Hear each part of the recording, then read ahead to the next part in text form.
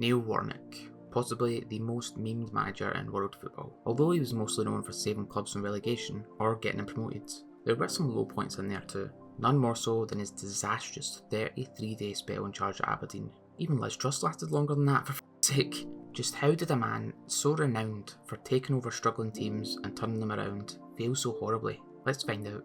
This is a story of Neil Warnock's football career, and how his time in Scotland wasn't quite the fairy tale ending he imagined. Born in Sheffield in 1948, Neil had a rather tough upbringing. His mum had multiple sclerosis and sadly passed away from the disease when Neil was only 13 years old. His dad, on the other hand, was a really reserved man, spending most of his days working in a steel mill to provide for the family, before also passing away himself in the early 60s. To say that Neil was poor would have been an understatement, but it was a 2-year spell as a coach at a 10-pin bowling alley, more on that later, which changed his life for the better. One day in 1967, Warnock was coaching a young woman who happened to be the wife of a player at Chesterfield, and she managed to get Neil a trial at the club. Admittedly, Warnock wasn't the greatest of players, spending his playing days in the lower leagues of English football, but it was there where he discovered the makings of one of his greatest models. That's a load of bollocks! You've got to f***ing die to get 3 points! Neil's playing career spanned an impressive 327 games before retiring in 1979. However, it wasn't long before he was back out of retirement again to take up a player manager job. Retiring, then changing his mind 6 months later, is something that Neil became well known for, so listen out for more of that later. Unsurprisingly, playing football in the lower leagues in the 60s and 70s wasn't the well-paid job it is today, so Neil had to work part-time to help pay the bills. Numerous different jobs, such as an undertaker and a grocer, were involved, but it was his time as a chiropodist that piqued Neil's interest the most.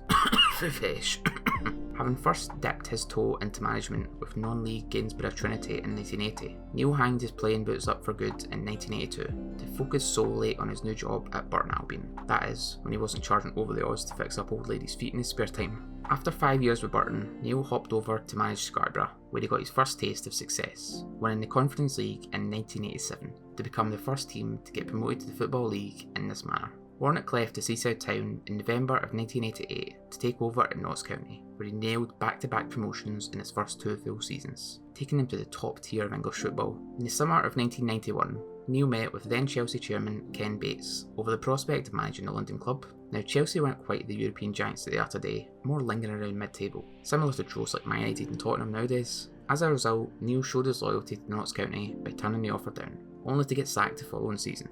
After a brief spell in charge of Torquay United, where he saved them from relegation, Warnock took over at Huddersfield Town in the 3rd tier of English football, guiding them to playoff glory in 1995. Days after winning promotion, however, Neil quit to take up the hot seat at Plymouth Argyle, who'd just been relegated from the same division. This crazy bastard gave up the chance of managing the 2nd tier to drop down to the 4th tier. What the f***? Unsurprisingly, Neil won promotion again the following season, back up to the 3rd tier. 6 months later, and Neil got the sack again. What is it with these clubs sacking him after getting promoted? Where's the loyalty? It wasn't long before Warnock was back in the dugout though, joining Oldham Athletic, but this time he failed his mission, getting relegated in 23rd place. The Owls weren't so trigger happy though, keeping Neil around for the promotion push the following campaign, which didn't quite go according to plan, leading to mutual termination of his contract in May of 1998. Later that summer, Neil joined Bury, but financial troubles and the sale of star centre-back Paul Butler led to yet another relegation. Things were going from bad to worse for Neil. His career was going downhill at an alarming rate. But while sitting down for a Chinese meal in December of 1999, Warnock got a phone call which gave him a new lifeline. Derek Dooley, then chairman of Sheffield United, the club Neil supported, rang him up and offered him his dream job. Neil wasted no time in taking the offer, but only after he finished his meal. His time in charge of the Blades was a memorable part of Neil's career. Not only did he reach multiple cup semi-finals and get promotion to the Premier League for the first time, but he done so in the comfort of knowing just how proud his late mum and dad would be.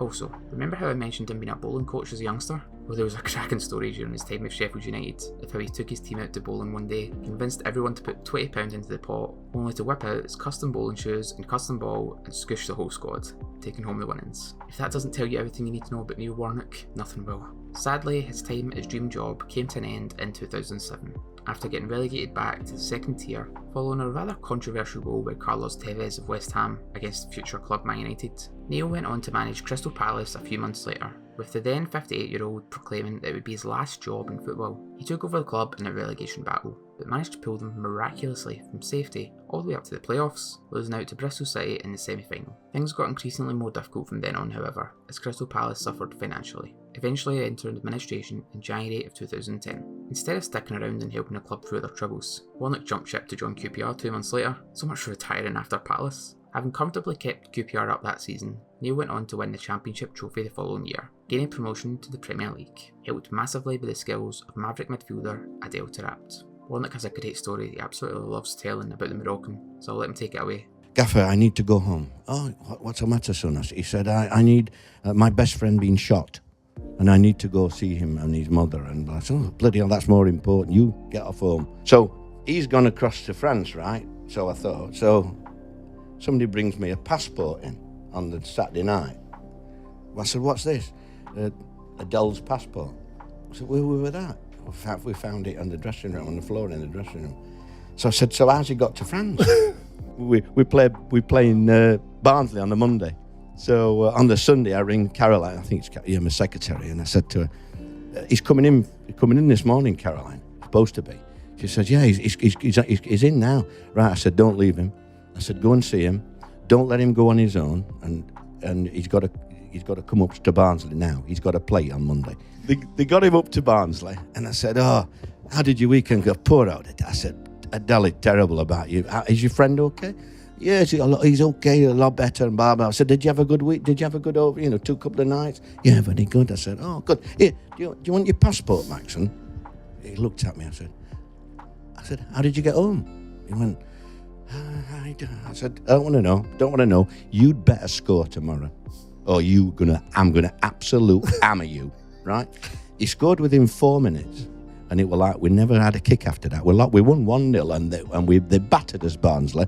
We won 1-0 and that's when we went up. After getting sacked by QPR in 2012, Neil had a few brief spells in charge of Leeds, Crystal Palace again, and Rotherham, before leading Cardiff to Championship promotion in 2018, becoming the first ever manager to win 8 promotions in English football. They may have only lasted 1 season in the top flight, but that was plenty of time for Neil to add a few more memes to his catalogue.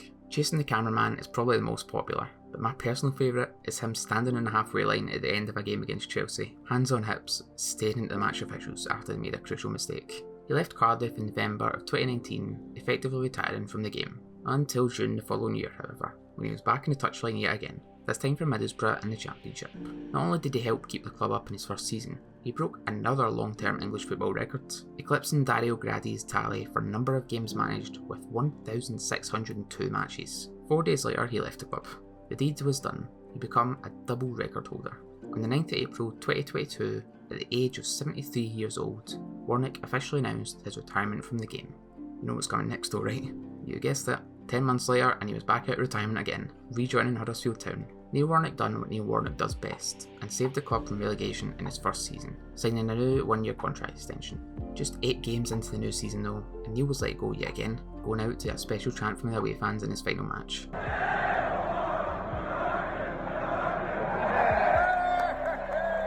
At that point, many would have assumed Warnock's story was complete, but then came the move that would prove to be his worst decision of all: Aberdeen.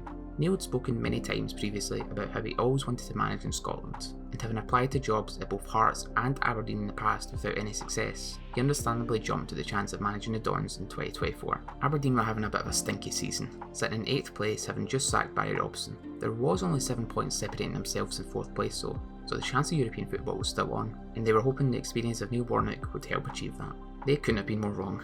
Neil started with a game away to Rangers at Ibrox, something of a dream come true for the closet Rangers fan. Although he was just appointed manager of Aberdeen, it was Rangers that he couldn't stop speaking about on the eve of the game. Unsurprisingly, the Dons lost 2-1. Warnock's first home game was a 2-0 win over Bonnyrigg Rose in the Scottish Cup, but Aberdeen struggled for large spells throughout the match, a sign of things to come for Neil's side. It was back to league action again the following week, where they drew 2 each with Hibs, with some hilariously bad defending on show. That continued in the next game against Motherwell, with Warnock's team trailing 3-0 after only 26 minutes of football. Thankfully, Neil showed his experience by making some subs, managing to rescue a 3 each draw, but signs were starting to show that maybe he made a bit of a mistake coming to Scotland. The type of football that works so well in the English lower leagues just wasn't cutting it. There was defensive mistake after defensive mistake after defensive mistake, and it continued again against Kilmarnock, with Neil throwing his players under the bus in his post-match interview following the 2-0 loss. If Warnock was thinking this might galvanise his squad to do better, he was wrong. They followed it up with yet another defeat against St Johnstone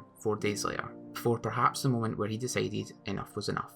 the game against St Mirren on the 2nd of March. Having took the lead in the first minute of the match, something his Aberdeen side had yet to do in the league under his tenure, they went on to throw it away in the most hilarious of circumstances. A 96-minute equaliser, followed by a 97th minute winner for the Saints. Neil Warnock's team had led the game for a whopping 95 minutes of football, and still went on to lose. He was quickly becoming a laughingstock in Scotland. He needed to get out, and he needed to do it fast. The Scottish Cup quarter-final against Kilmarnock was to be his final match in charge. To go out on a high, Neil needed a win, and in typical Kilmarnock fashion, when someone desperately needs a win, we roll over and hand it to him on a silver platter. Aberdeen 3, Kilmarnock 1. 33 days of embarrassment for Neil Warnock was finally over. He left the Dons with a trip to Hampden for a cup semi-final. His league form had been a disaster class in football management, but he went out in a blaze of glory in the cup, and eventually has now retired for good.